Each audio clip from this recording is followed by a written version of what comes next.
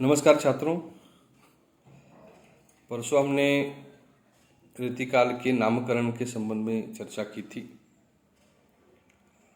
आज नामकरण के आगे जो मद्दे आपके अध्ययन के लिए निर्धारित किए गए हैं, उन नियमों को आधार बनाकर आपके साथ चर्चा में करने वाला हूँ।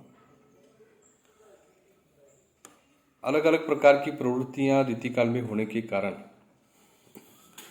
बहुत सारे लोगों ने ऋतिकाल को विभिन्न नामों से परिचित कराने का प्रयत्न किया है। हिंदी साहित्य के बहुत सारे विद्वान साहित्यकार इन्होंने अपनी अपनी राय ऋतिकाल के संबंध में देने का प्रयत्न किया है और उसमें रामचंद्र शुक्ल जी का जो इतिहास है वह सर्वमान्य हमें दिखाई देता है। तो रामचंद्र शुक्ल जी ने उस काल की परिस्थितियां को अवगत कराया अपने इतिहास लेखन के द्वारा। तो आपके अध्ययन के लिए वैसे तो परिस्थितियां बहुत सारी हैं, राजनीतिक, सामाजिक, आर्थिक, धार्मिक, सांस्कृतिक, साहित्यिक भी हो सकती हैं। तो इन प्रवृत्तियों में से आपके अध्ययन के लिए केवल दो प्रवृत्तियां हैं, एक सामाजिक और राजनीतिक। इन प्रवृत्तियों का या इन परिस्थितियों का अध्ययन हम क्यों करें? तो इसका कारण यह है कि परिस्थितियां उस काल की पढ़ने के कारण या पढ़ने से उस काल की जो भी वातावरण था, माहौल था, उसका अंदाजा हमें लगता है। यानी कौन सी सामाजिक परिस्थिति के अंतर्गत जनता जी रही थी या कौन से राजनीतिक लोग वहां कारोबार के लिए आए थे, जनता की मानसिकता किस प्रकार की थी, इसके संबंध में अधिकतर रूप में सामाजिक और आर्थिक परिस्थिति या राजनीतिक परिस्थिति को पढ़ने के उपरांत पता चलता है। यानी परिस्थितियों का प्रभाव उस काल की रचनाओं पर आपको दिखाई देगा। लेखक या रचनाकार सामग्री कहाँ से लाते हैं? वह सामग्री लाते हैं समाज में इर्द गिर्द होने वाली घटनाओं को लेकर। वह घटनाएं समझ लीजिए कि आज फिल्म जगत है या आप धारावाहिक देखते हैं, मालिका, मराठी, हिंदी देखते हैं, तो उनमें जो संवाद, डायलॉग जो होते हैं या बहुत सारा जो चित्रण किया होता है, वह चित्रण हमारे ही समाज में हमें इर्द गिर्द घूमते समय वह घटित हुई घटनाएं होती हैं। उन घटनाओं को उन्होंने नाट्य रूपांतर करके, एकांकी करके या संवादों के द्वारा हम तक पहुंचाने या कहानी की कथा के द्वारा हम तक पहुंचाने का प्रयत्न वे करते हैं। ऐसा क्यों करते हैं लोग? ताकि समाज में जो चल रहा है, राजनीति में जो चल रहा है, धार्मिक क्षेत्र में जो चल रहा है, वह सारी बातें सामान्य से सामान्य जनता तक पहुंच जाए। ऋतिकाल के जो विद्वान हैं, ऋतिकाल के जो आचार्य हैं, ऋतिकाल के जो रचनाकार हैं, उन रचनाकारों ने भी अपनी रचनाओं में परिस्थितियों के संबंध में बहुत सारा कुछ लिखा है। उनकी रचना पढ़ते समय में भी हमें उन परिस्थितियों का ज्ञान होता है। यानी देश काल, वातावरण या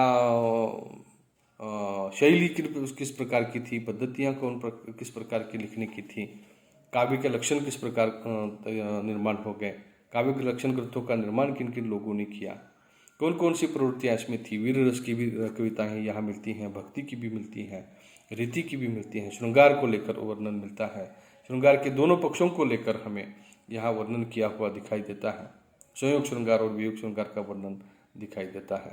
तो ऐसी विभिन्न प्रवृत्तियाँ इस काल में थी। रचनाकार अपनी अपनी पद्धति से अपनी अपनी प्रवृत्ति को लेकर बखूबी से भूमिका निभा रहे थे, इस प्रकार हमें दिखाई देता है। और उनकी इस अवस्था को या उनकी इस रचना में परिस्थितियों का अंकन तो जरूर मिलता है।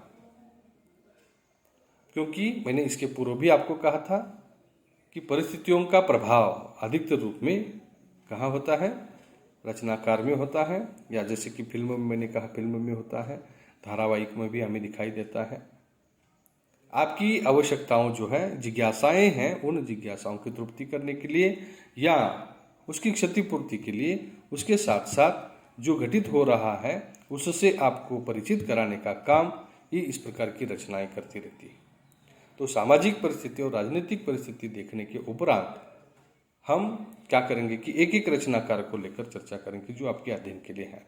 वैसे तो रीतिकाल के बहुत सारे लोग हैं, बहुत सारे रचनाकार हैं, उनमें से चुनिंदा जिसे प्रतिनिधि कवि के रूप में माना जाता है, वह प्रतिनिधि कविताएं या कवि के संबंध में उसका सामान्य परिचय मैं आपको देना चाहूँगा।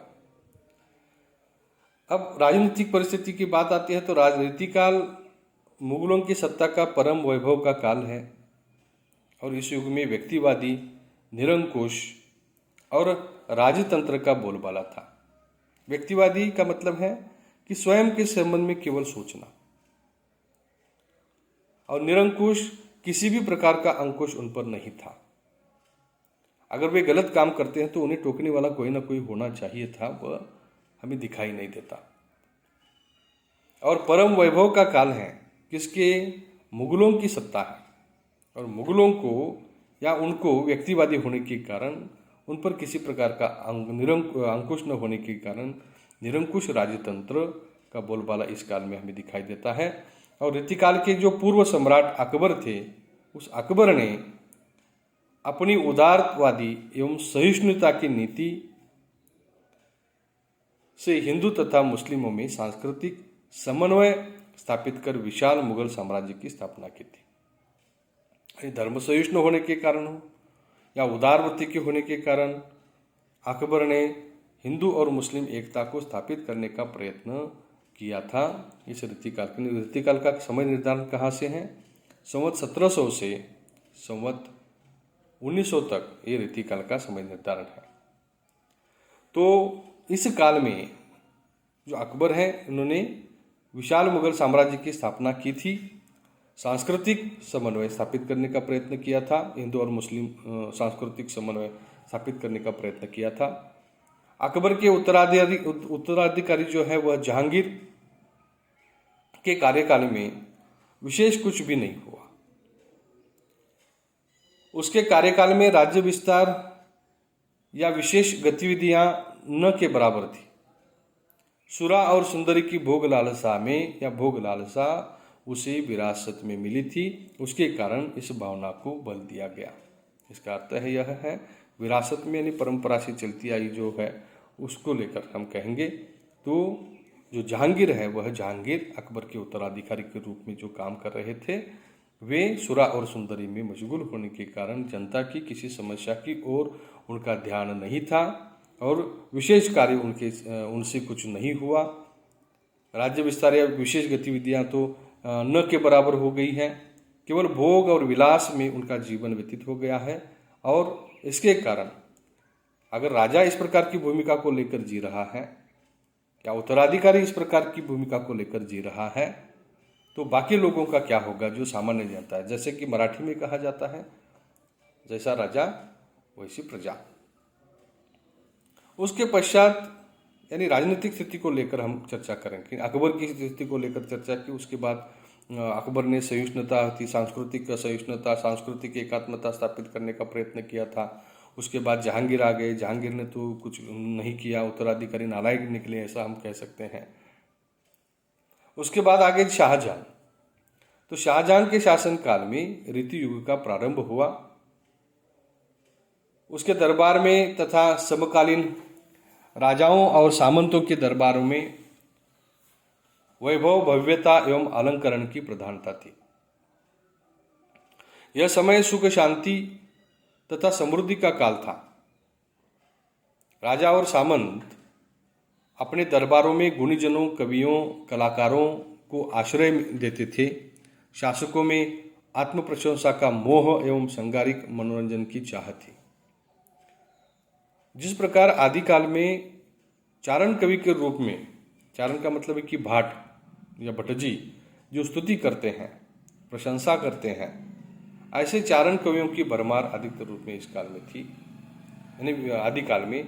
वही परंपरा हमें भक्ति काल को छोड़कर आगे चलने के बाद रेती काल में पाई जाती है, रेती काल में हमें दिखाई देती है। और आत्म प्रशंसा का मोह हर एक कवि को था। इसी कारण विभिन्न प्रकार का पांडित्य दर्शाने के लिए, प्रतिभा को दर्शाने के लिए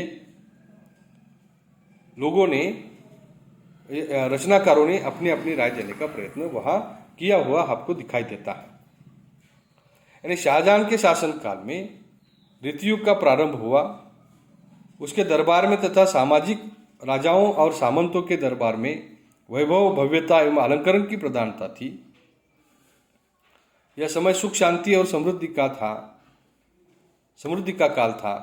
राजा और सामंत के दरबार में गुणीजनों को, उन लोगों को स्तुति करने के लिए, प्रशंसा करने के लिए बहुत सारे कलाकारों को, कवियों को वहाँ दरबार में नियुक्त किया जाता था। और उस नियुक्ति से उन्हें उदर निर्वाह के रूप में, वह उनका एक कविता उनके उदर निर्वाह का साधन था, उपजीविका का साधन के रूप में भी हम क्या कर सकते हैं कि मान सकते हैं।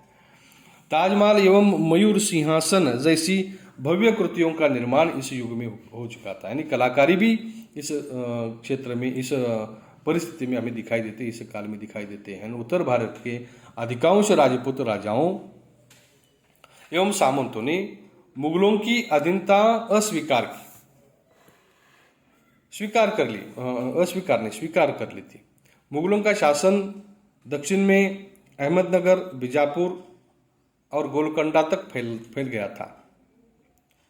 शाहजहां में कलागत उदारता होने के कारण, जैसे कि मैंने कहा कि ताजमहल एवं मयूर सिंहासन का निर्माण इस काल में हुआ। कलाकारों को आश्रय दिया, कवियों को आश्रय दिया है, और जो भी जितने भी कलाकार हैं अलग अलग पद्धति के, उन सभी लोगों की कलाओं को बढ़ावा देने का काम शाहजहां के दरबार में, शाहजहां के काल में हमें दिखाई देता है।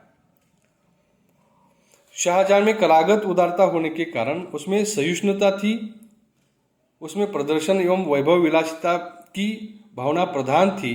उसका गहरा प्रभाव रीतिकाल के साहित्य पर पड़ा हुआ हमें दिखाई देता है। यानी मैंने इसके पूर्व कहा था, जो परिस्थितियां हैं उन परिस्थितियों को आधार बनाकर कवि, रचनाकार अपनी कविताओं को लिखता है। अगर परिस्थितियां भोग विलास से संबंधित हैं, अगर वातावरण उसी प्रकार का है, तो उनकी कविताओं में श्रृंगार का होना या रीति का होना या परिस्थितियों का अंकन होना आवश्यक है, अत्यंत मार्मिक स्तरीय है। संवत 1775 में शाहजहां रोगग्रस्त हुआ। उसने सत्ता के लिए जंगली जानवरों की तरह लड़ने वाले पुत्रों को देखा। अब आज भी उसी प्रकार का वातावरण दिखाई देता है ना। दो भाई एक साथ प्रॉपर्टी के लिए एक दूसरे के साथ झगड़ा कर रहे हैं, एक दूसरे के साथ, यानी क्या कहते कि कोर्ट में भी जा रहे हैं, उसके विरोध में जा रहे हैं। यानी जंगली जानवरों की तरह अपने दोनों बेटों को सत्ता की प्राप्ति के लिए लड़ते हुए उन्होंने देखा। रोगग्रस्त तो शाहजहां हो गए थे संवत 1775 में, और दारा की मृत्यु से मानवता की हत्या हो गई। यानी औरंगजेब ने अपने भाई दारा को, उसकी हत्या की। प्राय मुगल वंश में धार्मिक सहिष्णुता तथा उदारता जो थी वह समाप्त हो गई है, ऐसा भी दिखाई देता है। शाहजहां के उपरांत मैंने पहले कौन सा कहा था कि अकबर धर्म सहिष्णु था, उसके बाद उनके उत्तराधिकारी जहांगीर थे, जहांगीर के बाद शाहजहां का काल आ गया, शाहजहां के काल के बाद वहाँ आ गए कौन, उपरांत औरंगजेब मुगल शासक बना, जो अपनी धर्मांधता एवं कट्टरता के लिए कुप्रसिद्ध रहा है। तलवार के बलबूते पर लोगों को धर्म बदलने का प्रयत्न उन्होंने किया। साम्राज्य विस्तार के लिए, धर्म विस्तार के लिए उन्होंने बहुत सारा प्रयत्न किया हुआ है, और लोगों को जबरदस्ती से धर्म बदलने का ठेका ही उन्होंने लिया था। उनकी या उसके साम्राज्य विस्तार लिप्सा जो है वो बढ़ती ही गई, और जिसने उसे आजीवन आराम से बैठने नहीं दिया। औरंगजेब हमेशा कार्यरत ही रहता था। उसकी धार्मिक कट्टरता की नीति जो है वह नीति तथा अमानवीय या अमानवीय जो व्यवहार हैं उन व्यवहारों से अनेक देशी शासक सामंत बौखला उठे थे तथा हिंदू जनता भी विक्षुब्ध हो उठी थी। औरंगजेब की नीति के फलस्वरूप उसे मराठों और सिखों के साथ दीर्घकाल तक लड़कर असफलता को झेलना पड़ा। मराठों के साथ उसे अधिक काल तक उसे क्या करना है कि लड़ता रहा, क्योंकि मराठों ने भी उसका सशक्तता से मुकाबला किया था, सामना किया था। औरंगजेब का व्यक्तित्व जो है वह रागालक तत्वों से रहित था। साहित्य, संगीत, कला, सौंदर्य, ऐश्वर्य तथा विलास के प्रति उसे घोर चीड़ थी। उनके जो पूर्ववर्ती जो राजा थे उनमें कला, संगीत, साहित्य के जो क्षेत्र के जो कलाकार हैं, ऐश्वर्य के कलाकार हैं, तो उन कलाकारों को उन्होंने आश्रय दिया था। लेकिन औरंगजेब ने ऐसी कला की लेकर उनके मन में चीड़ थी। उसे अपने कार्यकाल में संगीत की घोर उपेक्षा की थी। वेश्यावृत्ति तथा मद्यपान के पूर्ण निषेध के संबंध में उसने सरकारी फरमान भी जारी करवा दिए थे। यानी वेश्यावृत्ति को जो बढ़ावा मिला था, उसके पहले भोग और विलास में रत जो राजा महाराजा थे, सामंत थे, साहूकार थे, उनकी इस पद्धति को उन्होंने बंद करने का प्रयत्न किया। शराब पर भी बहुत सारे सरकारी फरमान भी उन्होंने जारी कर दिए हैं मद्यपान के पूर्ण निषेध के रूप में, परंतु उनका बंद हो जाना सरल नहीं था, क्योंकि आदत जो पड़ गई थी। उस समय उनके सामंतों ने अनेक हरम थे सामंतों के, और उनमें अनेक रक्षिताएं और नर्तिकाएं भी थी। यानी भले ही राजा ने कहा है, फिर भी सामंत साहूकारों की ये जो वृत्ति थी उस वृत्ति को बदलना इतना मुमकिन नहीं था। वह आसानी से उसे बंद नहीं कर पाए, लेकिन वह शुरू था। लेकिन उसकी मात्रा जो हम कहेंगे कि वह कम मात्रा में शुरू था। अब औरंगजेब की मृत्यु के बाद राजनीतिक स्थिति अत्यंत विकट तथा शोचनीय बन गई। राजनीति की दृष्टि से देखा जाए तो इस काल को घोर निराशा एवं अंधकार का पतन का युग समझना चाहिए। औरंगजेब के उत्तराधिकारी एकदम अयोग्य, असमर्थ, विलासी, पंगु एवं नपुंसक सिद्ध हो गए। केंद्रीय शासन के जीर्ण हो जाने से अनेक प्रदेशों के शासक स्वयं को अपना राजा समझते रहे, स्वयं को शासक स्वतंत्र हो गए। आगरा में जाटों की स्वतंत्र हो गए, राजस्थान में राजपूतों तथा पंजाब में बंदा बैरागी एवं दक्षिण में मराठों ने अपनी स्वतंत्रता घोषित की, जो एक केंद्र के रूप में काम कर रहे थे। मुगलों के अंडर वे काम कर रहे थे, उनकी सत्ता में वो काम कर रहे थे। तो उन्होंने औरंगजेब की मृत्यु के पश्चात अपना स्वयं स्वतंत्र साम्राज्य निर्माण करने का प्रयत्न इन लोगों ने किया है। यानी स्थानिक शासकों की स्वतंत्रता की चेष्टाओं से मुस्लिम की सत्ता जो है वह दिन ब दिन कमज़ोर होने लगी थी, ऐसा हम समझ सकते हैं। उसकी कमर तोड़ने का काम इस काल में विदेशी आक्रमणकारों ने नादिर शाह और अब्दाली ने किया है। जहांदारा शाह, मोहम्मद शाह रंगीले जैसे विलासी एवं कमज़ोर जो शासक थे, उन शासकों के राज्य में नैतिकता, शौर्य, पराक्रम, स्वाधीनता की भावना ही समाप्त हो गई थी। वेश्याओं, तबलचियों, सारंगियों आदि जो वादक थे, इन वादकों के इशारों पर शासक नाचने लगे थे। राजमहलों में वेश्याओं और हिजड़ों की मनमानी चलने लगी। रीतिकाल की मैं बात कर रहा हूँ, उसकी सामाजिक परिस्थिति को लेकर हम चर्चा कर रहे हैं। इनके इशारों पर उच्च पदों पर नियुक्तियां होने लगी। उन्हें श्रेष्ठ प्रासाद यानी वाड़ा जिसे कहा जाता है, प्रासाद का मतलब वाड़ा, घर एवं अधिकार दिए जाने लगे। ऐसे अधिकार प्राप्त जो अधिकारी थे वह शासक के रूप में जनता पर मनमाने अत्याचार करने लगे थे। यानी औरंगजेब के बाद जहादारा शाह और मोहम्मद शाह रंगीले ने पूरी की पूरी जो सत्ता थी, जो भी साम्राज्य था, उसे अपनी हवस के कारण, अपनी अनुचित प्रकारों के कारण या आदत के कारण हो गया, समझ सकते हैं कि आप, उसके अधीन होने के कारण उसे समाप्त करने का प्रयत्न इन दोनों ने किया है। और जो तबलचियाँ थे, रंगरंगियाँ करने वाले थे या सारंगी वादक थे, तो नर्तकी के इशारों पर बहुत सारा राजकाज चलता था और नर्तकी के साथ आने वाले उनके साथीदार वे अधिकारी बन गए और उन अधिकारी ने शासक होने के कारण जनता पर मनमाने अत्याचार करने का प्रयत्न किया हुआ हमें दिखाई देता है।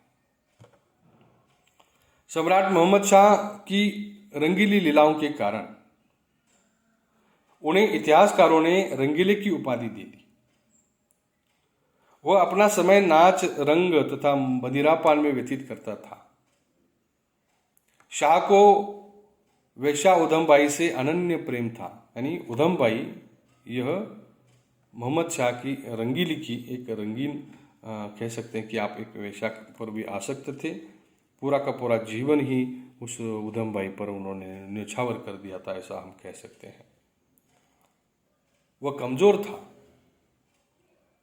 शाह को वेश्या उधमबाई से अनन्य प्रेम था।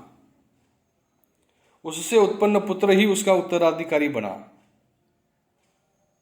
वेश्या का पुत्र उत्तराधिकारी के रूप में बना और वह कमजोर था। देशी राजाओं में भोग विलास का अत्यधिक आकर्षण होने के कारण उनके दरबारों और महलों में वेश्याओं तथा रक्षिताओं की कमी नहीं थी। अगर बापजादे ने इस प्रकार के पराक्रम किए हैं, वे अगर उसे सुरक्षित रखना नहीं चाहते थे या उन्होंने अगर सुरक्षित उसे रखना नहीं चाहा या वह आवश्यक नहीं समझा, तो आगे चलकर उनके पुत्र क्या करेंगे। तो ऐसी मानसिकता को लेकर अगर राजा राजकाज करते हैं तो उस राजकाज का वातावरण किस प्रकार का होगा, ये हम समझ नहीं पाए। यानी वास्तव में यह युग घोर नैतिक पतन का युग था। नैतिक पतन की पराकाष्ठा का काल था। राजनीति की दृष्टि से यह काल मुगल साम्राज्य के वैभव एवं पतन का एक काल मात्र हम क्या कर सकते कि मान सकते हैं या उसे माना जाता है। तो राजनीतिक परिस्थिति के अंतर्गत बहुत सारी जानकारी मैंने आपको दे दी कि कौन कौन से राजाओं ने इस काल में अधिकतर रूप में अलग अलग पद्धति से सोच विचार करके अपना कार्यभार संभाला है। 2 मिनट रुकता हूँ।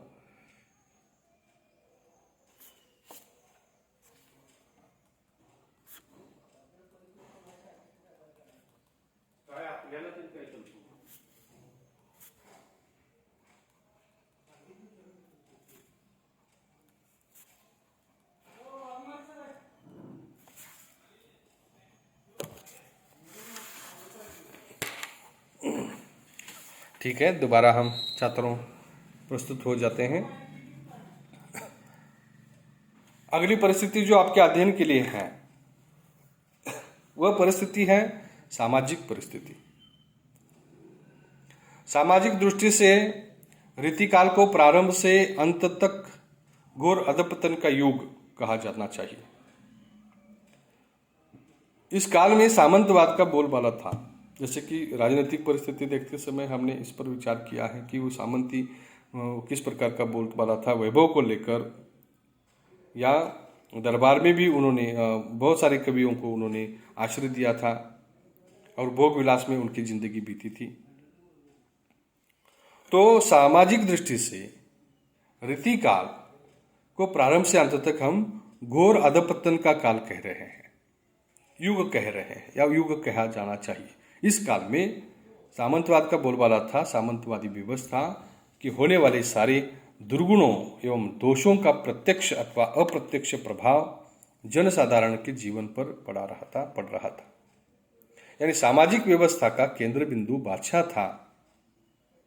बादशाह के अधीन जो मनसबदार हैं, जो अमीर उमराव थे, जो सामंत थे, साहूकार थे, अमीर उमराव एवं मनसबदारी के बाद ओहदों के अनुसार दूसरे कर्मचारी थे।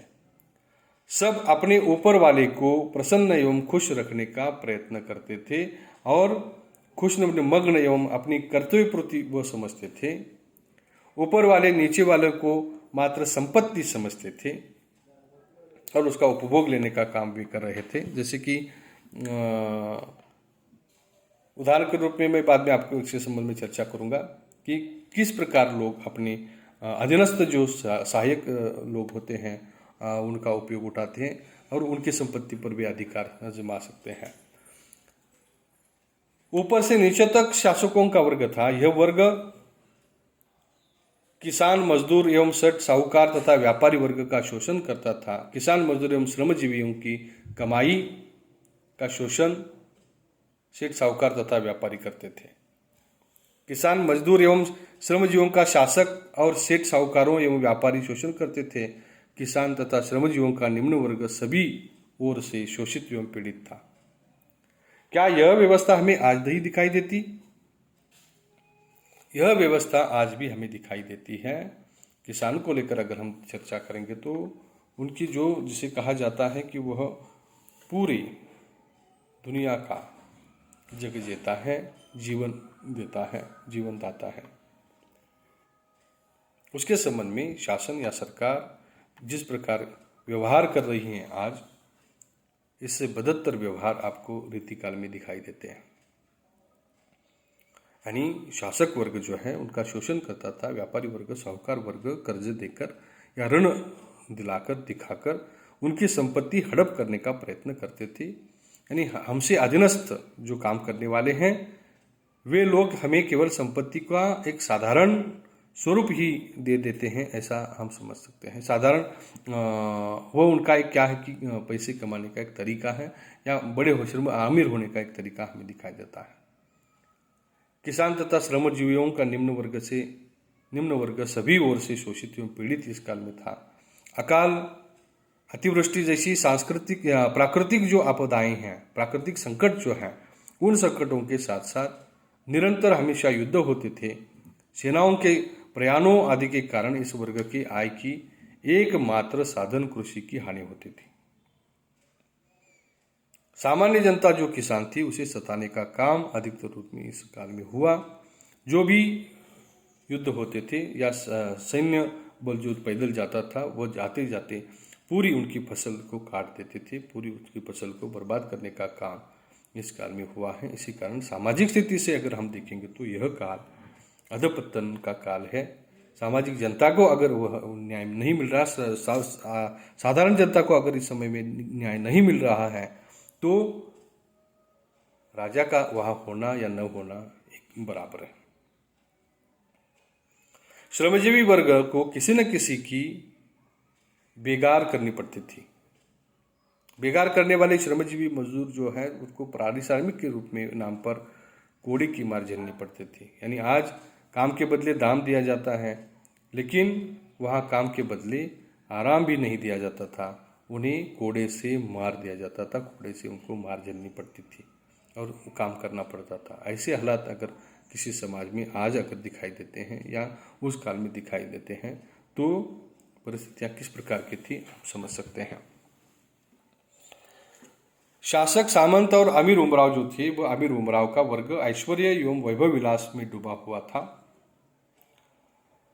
सुरा और सुंदरी, जैसे कि मैंने राजनीति के संबंध में मैंने आपको चर्चा की थी कि सुरा और सुंदरी में डूबे हुए विलासी शासक, सामंत काम कला को, शिक्षा को ही बड़ी उपलब्धि मानते थे। काम कला को, सेक्स को लेकर शिक्षा को बड़ी उपलब्धि मानते थे। शाहजहां की वैभव प्रियता, विलास प्रियता या विलास लिप्सा और प्रदर्शन प्रवृत्ति का तत्कालीन सामंती जीवन पर गहरा प्रभाव पड़ा था। परिणाम स्वरूप पौरुष का ह्रास होकर केवल विलास और प्रदर्शन की प्रवृत्ति शेष रह गई। उसका गहरा प्रभाव समाज के मनोबल पर होता रहा और समाज में मनोबल की कमी और बौद्धिकता का अभाव निर्माण किया हुआ हमें इस काल में दिखाई देता है। रीतिकाल में नारी केवल भोग तृप्ति का बेजान यंत्र बन गई थी। बहुविवाह, बाल विवाह, अनमेल विवाह, रखेल प्रथा, पर्दा प्रथा जैसी अनेकानेक कुप्रथाओं के बल पर नारी के व्यक्तित्व का संकोच किया गया था। अनेक छोटे मोटे सामंतों के पास रखेलों की भरमार थी। मुगल सम्राटों की अनेक पत्नियां, रखेलियां और परिचारिकाएं केवल भोगदासी के रूप में जीवन यापन करती थी। अनेक पत्नियां रखना और रखेलियां और परिचारिकाएं रखना, रखेलियों से भरना, घर भरना प्रतिष्ठा की बात मानी जाती थी। अनैतिक नाजायज संबंध रखना और ऐसे संबंधों से बच्चे पैदा करना साधारण बात मानी जाती थी। नारी को संपत्ति मानकर उस पर अधिकार स्थापित करना, उसको भोगना, उसका अपहरण करना जो अभिजात वर्ग हैं उनके लोगों के लिए साधारण बात थी। यानी जो पसंद आए उसे उठाकर ले जाते थे। अभिजात वर्ग यानी सब सामंत, साहूकार, राजा महाराज, जो प्रधानमंत्री, सेनापति, सरदार, जो भी ऊंचे ओहदे पर पद पर काम कर रहे हैं, उन लोगों को ये साधारण बात थी उस सामाजिक अन्याय अत्याचार करना। अनेक बेगमों, रखेलों एवं रक्षिताओं के होते हुए भी शासक, सामंत जो है वे वेश्याओं के यहाँ पड़े रहते थे। उनके इशारों पर लोगों के भाग्य का विश्लेषण, भाग्य का निर्णय तक हो जाया करता था। यानी हम क्या करें, किसके साथ किस प्रकार के संबंध बनाएं, या राजनीतिक व्यवस्था हमारी किस प्रकार की होनी चाहिए, इसके संबंध में अधिकतर रूप में वेश्याएं राजाओं को बताती थी। इस प्रकार के विलास में डूबे हुए ये लोग अपनी संतान की देखभाल तक नहीं कर पाए। शासक सामंतों के शिक्षक भी व्यतीत थे, यानी व्यक्ति होते थे, घटिया व्यक्ति होते थे। वे काम कला की शिक्षा देकर अपने कर्म की तीसरी समझते थे। काम कला की शिक्षा देना ही वे समझते थे। उन्हें युद्ध के पाठ पढ़ाना, राजनीति के कौशल पढ़ाना, या राजनीति के संबंध में होने वाली हुनर जो है वो हुनर को समझाना, ये सारी बातें इस काल में हमें दिखाई नहीं देती थी। राजपूतों को लेकर, या राजपूतों का मतलब राजकुमारों को लेकर यह वातावरण भी बिगड़ा हुआ हमें दिखाई देता है। लड़कियों के साथ छेड़छाड़ करना, तितर बटेर पालना और उन्हें लड़ाना शहजादों और राजकुमारों की दिनचर्या बन गई थी। विलासिनी माताओं की देखरेख के अभाव में राजकुमारियां और शहजादियां अपने महलों और हरमों में काम करने वाले सामान्य कर्मचारियों और नौकरी के साथ प्रेम व्यापार करने लग जाती थी। जो बोया जाएगा वही उगाएगा। अगर माता उनकी इस प्रकार की हैं, पिताजी अगर इस प्रकार की भूमिका को लेकर जी रहे हैं, किरदार को लेकर जी रहे हैं, तो उसका अनुकरण उनके बच्चे भी करेंगे। तो राजकुमारियां, शहजादियां जो भी थे, उनके भी संबंध नौकरानियों के साथ, नौकर के साथ बन गए। सामान्य कर्मचारी के साथ उनके संबंध बनते गए। अनेक सपत्नियों के कारण, पति से पूर्ण प्रेम प्राप्त न होने के कारण करने वाली जो औरतें हैं, वे औरतें अपनी प्रेम की भूख मिटाने के लिए, शारीरिक भूख मिटाने के लिए, शारीरिक आवश्यकताओं की पूर्ति के लिए नाजायज संबंध रखना उन्होंने शुरू कर दिया।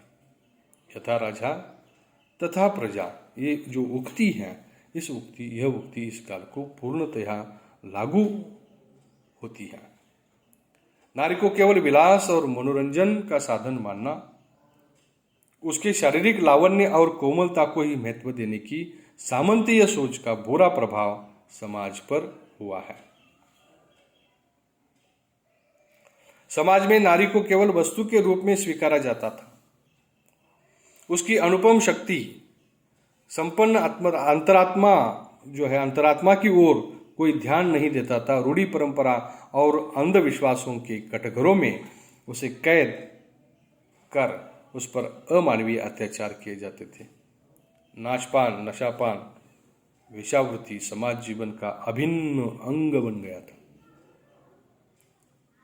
जनसाधारण की शिक्षा, स्वास्थ्य सुविधा, संपत्ति की रक्षा आदि का इस काल में किसी भी प्रकार का प्रावधान नहीं था। किसी प्रकार का कोई प्रबंध इस काल में हमें दिखाई देता है। यानी किसान मजदूर के श्रम जो है, उस श्रम माल का शोषण उनका करना, उन पर अत्याचार करना शोषक शासकों के लिए साधारण बात थी। इसके पूर्व मैंने आपको कहा, यानी नैतिक मूल्य में गिरावट आ गई थी। जनसामान्य में अंधविश्वास तथा रूढ़ियां के संबंध में अगर हम कहेंगे तो अंधविश्वास, रूढ़ियां विलास की प्रधानता, जन सामान्य में अंधविश्वास और रूढ़ियाँ घर कर गई थी। उसके साथ साथ ज्योतिषी की वाणी, शकुन शास्त्र पर अगाध विश्वास था। उस समय की जनता में विलास की प्रधानता के कारण भक्ति की भावना हमें दिखाई नहीं देगी। वह टूट ही पूर्णतः उसका अभाव था, मंद पड़ गई थी। जनता प्रायः अशिक्षित थी, वह भाग्यवादी बन गई थी। हमें ईश्वर हमें दे देगा, भाग्यवाद को वो दोष देते, भाग्यवाद को लेकर वो जी रही थी। जनता में नागरिकता का पूर्ण अभाव था। स्वार्थांध होकर विलास के उपकरण जुटाना उनके जीवन को एकमात्र लक्ष्य रह गया था। ये कवि उनकी रचनाओं में दिखाई देता है। ये सारी बातें इस काल के रचनाकार हैं, उन रचनाकारों के रचनाओं में ये सारी बातें आपको दिखाई देगी कि किस प्रकार का वातावरण इस काल में था। राजनीतिक और सामाजिक और धर्म को लेकर वातावरण था। यानी सुंदर लड़कियों का अपहरण करवा लेना, वेश्याओं को सम्मान देना, मनोरंजन के अनेक घटिया जो उपकरण हैं, घटिया जो साधन हैं, उन साधनों में लीन रहना तत्कालीन समाज की दशा को स्पष्ट करता है। कृषक समाज उसकी जीविका निर्वाह जो के साधन हैं, उस साधनों से रहित थे। उसके श्रम का स्वामी बनकर शोषण करने वाला सामंत वर्ग भोग विलास में अंधा बन गया था। प्रशासन क्षेत्र में जागीरदारों ने या जागीरदारों का दबदबा था। उसके अत्याचारों से अधिकतर रूप में श्रमिक एवं किसान वर्ग पीड़ित होता हुआ हमें दिखाई देता है। श्रमिक और किसान वर्ग की पीड़ा को अगर आपको देखना है तो रीतिकाल का साहित्य हमें क्या करना होगा कि पढ़ना होगा। कला कौशल्य और व्यापार की ओर शासन अधिकतर रूप में उसका ध्यान नहीं था। कला कौशल और व्यापार को लेकर शासकों की ओर से उपेक्षित होने के कारण कला कौशल एवं व्यापार की हानि हो गई। सभ्यता और संस्कृति का ह्रास होने के कारण इस युग को आर्थिक संकटों को झेलना पड़ा है। सामाजिक विषमता, छुआछूत की समस्या, जाति व्यवस्था के कठोर बंधन के कारण समाज में बहुत सारी हानि होती हुई हमें दिखाई देती है। अनेक दरारें पड़ी थी और सामाजिक एकता के अभाव के कारण यह जो काल है अधपतन का काल था। नारी को लेकर अगर हम देखेंगे तो यह काल अधपतन का काल है। नारी को केवल भोग की वस्तु के रूप में उन्होंने माना है, संपत्ति के रूप में माना है। और राजा महाराजाओं के पास, अनेक सामंतों के पास, साहूकारों के पास अनेक रखेल होने के कारण, बहुपत्नित्व होने के कारण उनकी बेटी या जैसे कहा जाता है कि राजकुमार या शहजादा या जो भी राजकुमारियां हैं, उनके भी संबंध सामान्य नागरिकों के साथ, उसके साथ साथ जो नौकर थे उनको नौकरों के साथ भी उनके शारीरिक संबंध भी स्थापित होते हुए हमें इस काल में दिखाई देते हैं। जनता की किसी समस्या को लेकर राजा महाराजा सामंत साहूकारों ने प्रयत्न नहीं किया है। जिनके पास अधिक रखेल हैं, अधिक बहुपत्नित्व जिन्होंने किया है, उन लोगों की प्रतिष्ठा अधिक मानी जाती थी। जिनके पास बहुत सारी संपत्ति है, जो अन्याय अत्याचार करने वाला है, अधिकतर अन्याय अत्याचार करने वाले लोग होते हैं, उनको ही उन्होंने क्या करते कि प्रतिष्ठा देने का प्रयत्न किया है। और ऐसे लोगों ने अपने प्रतिष्ठा का गान करने के लिए जो कलाकार हैं, कवि हैं, उनको आश्रय दिया था और उनसे स्तुति पाठ की थी। प्रशंसा कर लेने का काम उन्होंने इस काल में किया हुआ हमें दिखाई देता है। तो अनेक दरारें सामाजिक व्यवस्था को लेकर पड़ी थी। सामाजिक एकता के अभाव ने समाज विनाश की ओर बढ़ रहा था, यानी अधपतन का काल हम कह सकते हैं। यानी अब तक हमने क्या देखा है तो रीतिकाल की सामाजिक परिस्थिति और राजनीतिक परिस्थिति को लेकर चर्चा की है। इसकी पूर्व ताशिका में हमने रीतिकाल के नामकरण की विधि को लेकर या नामकरण को लेकर चर्चा की है। आगे चलकर हम प्रतिनिधि कवि के रूप में जो केशवदास हैं, बिहारी हैं या घनानंद है, भूषण है, इनके संबंध में हम चर्चा करेंगे। तब तक के लिए धन्यवाद।